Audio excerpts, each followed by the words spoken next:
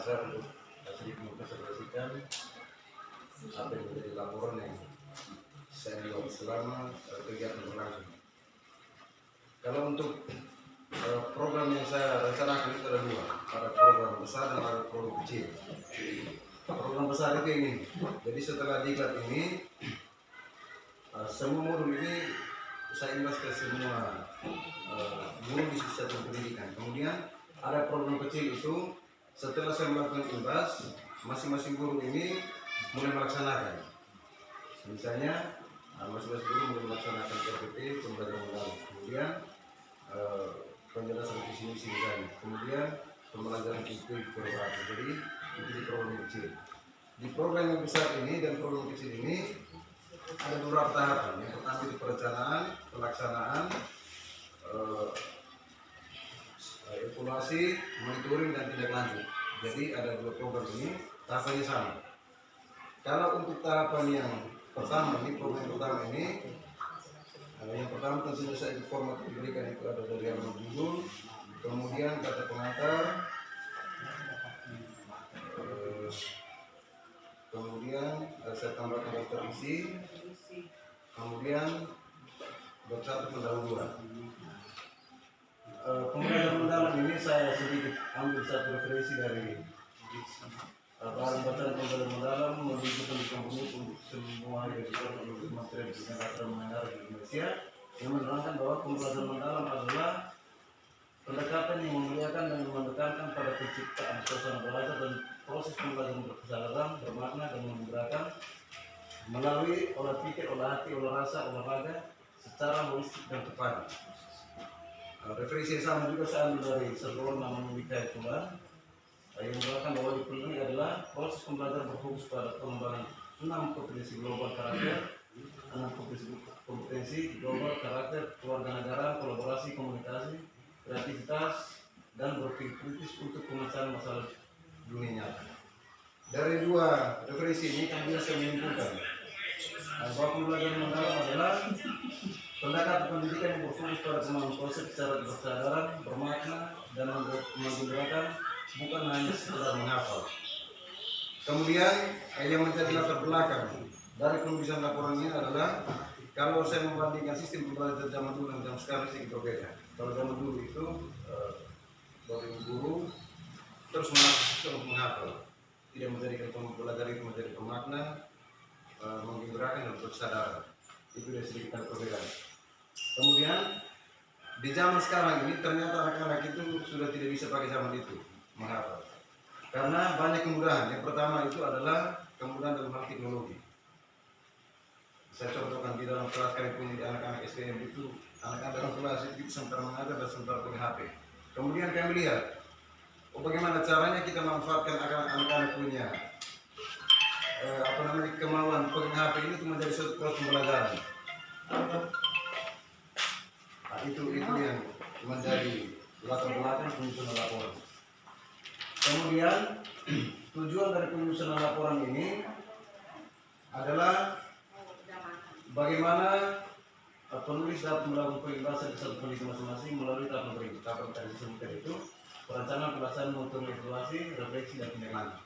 Kemudian hasil yang kami harapkan adalah peserta didik dapat mengimbas di satuan pendidikan masing-masing.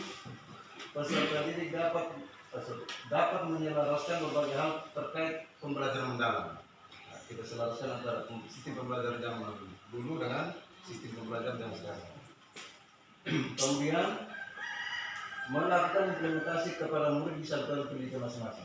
Yang berikut, murid secara merata dapat mencapai 8 profil lulusan.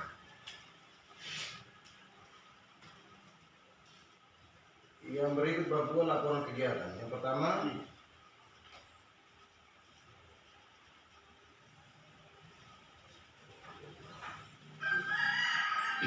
itu akses.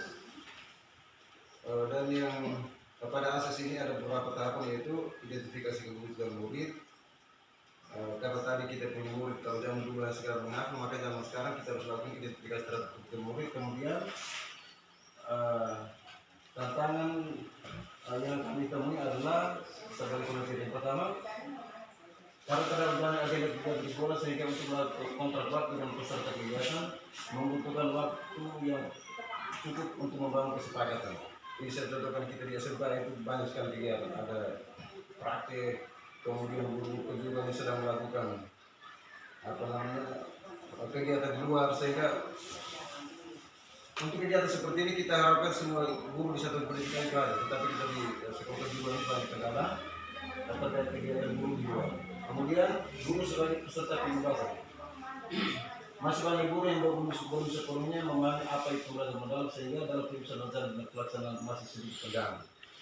Ini kalau saya selaku guru memang saya tahu persis keadaan beberapa di satuan pendidikan itu memang kita mereka dengan pembelajaran mendalam seperti apa tahu, tetapi dalam merakit sistem pembelajaran dalam kelas itu sedikit susah. Saya sedikit tercerahkan dengan adanya kegiatan seperti ini, baru saya bisa memahami. Kalau hanya sosialisasi di sekolah, saya yakin bahwa itu sedikit susah. Kemudian murid, karena memiliki dasar ilmu yang masih kurang sehingga belum bisa diselesaikan materi yang diajarkan pada jenjang tertentu. Ini kalau kita lihat hasil asesmen daripada siswa di jenjang sebelumnya, misalnya kita di SMA, SMK, kita di jenjang sebelumnya itu, mereka punya pemahaman terbatas. Materi yang kita mau pakai di SMK itu susah untuk selesai, karena dasar tambah kurang kali bagi saja setengah mati. Nah, ini kemudian peluang dalam implementasi pembelajaran mendalam di satu pendidikan. Dalam melakukan implementasi satu pendidikan, peluang yang ada yang dapat digunakan sebagai sumber daya adalah adanya antusiasme dari guru selaku pembimbing pembelajaran serta terpenuhnya fasilitas pembelajaran yang dapat menunjang pembelajaran satu pendidikan. Ini tadi saya kaitkan yang pertama tadi, kalau Bapak Ibu guru tidak punya antusiasme kegiatan yang agak susah. Kemudian desain strategi yang harus gunakan dalam melakukan pengembasan ini adalah ada 5 strategi tadi: pelaksanaan, metode, evaluasi, koordinasi, dan tindak lanjut. Kemudian program untuk meningkatkan pelaksanaan pembelajaran mendalam adalah ini, saya punya program kecil yang tadi saya maksud. Jadi setelah program besar yang kami laksanakan, ada program kecil yang kami buat itu dengan dulu saya sepakat dengan beliau tadi itu meningkatkan hasil dulu buat pembelajaran. Kita lebih fokus ke kurikulum baru. Kemudian implementasi. Implementasi ini tentunya kita mengikuti semua tahapan yang ada dalam pembelajaran mendalam, seperti kesadaran, bermakna, menggembirakan. Aspek pendukung implementasi adalah praktik pedagogi, kemitraan pembelajaran, lingkungan, pemanfaatan digital. Ini yang kalau misalnya Bapak Ibu guru di satuan pendidikan zaman sekarang tidak gunakan 4 aspek ini, saya pikir pembelajaran sia-sia.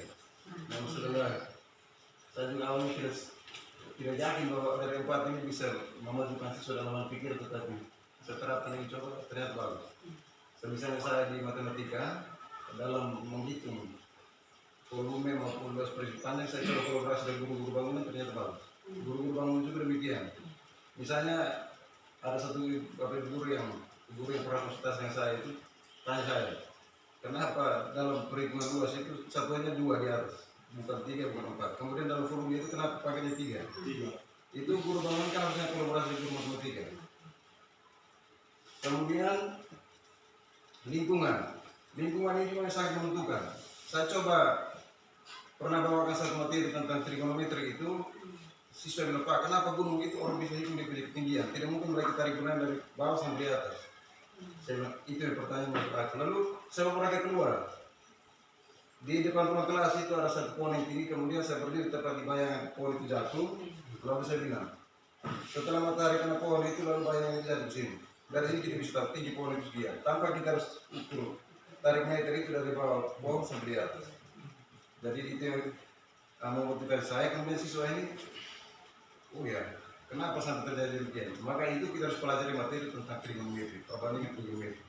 Itu yang kita pelajari untuk kita tahu tinggi pohon sekian tanpa kita harus ukur. Kalau mereka bilang, Pak, dulu kan belajar materi tentang teorema Pitagoras, iya.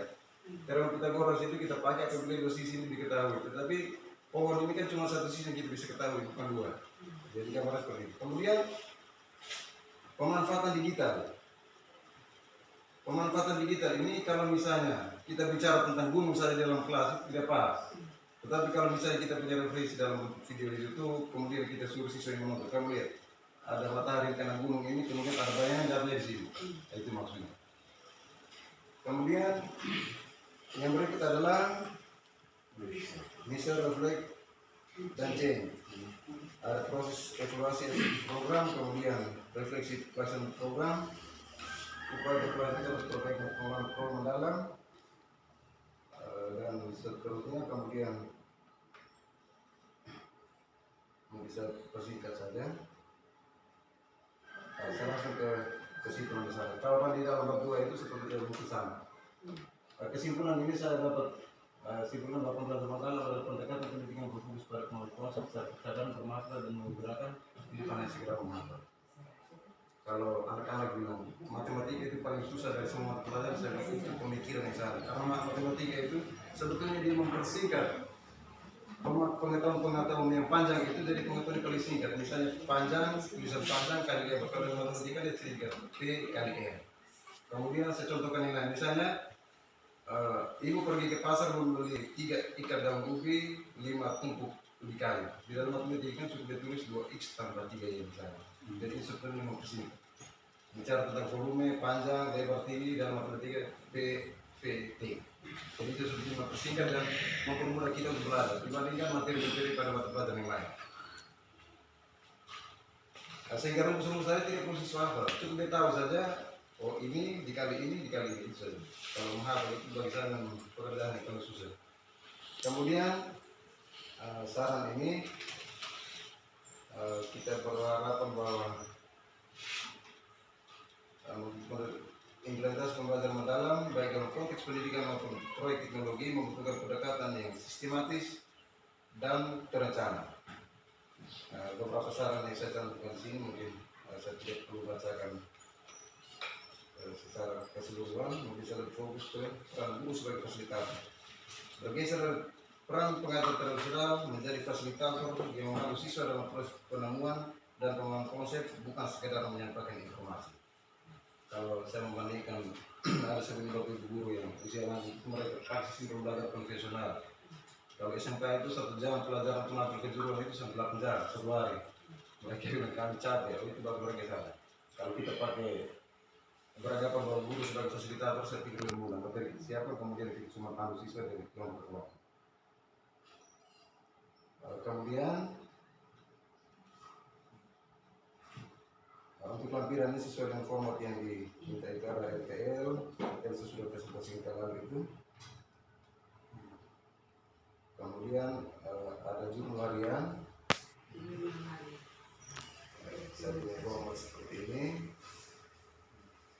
Kemudian ada foto kegiatan. Ini kegiatan bisa lakukan pengibasan di satuan pendidikan berguna. Kemudian ada surat menyerah. Mungkin saya seperti ini saja. Terima kasih banyak. Luar biasa sekali dan ini sudah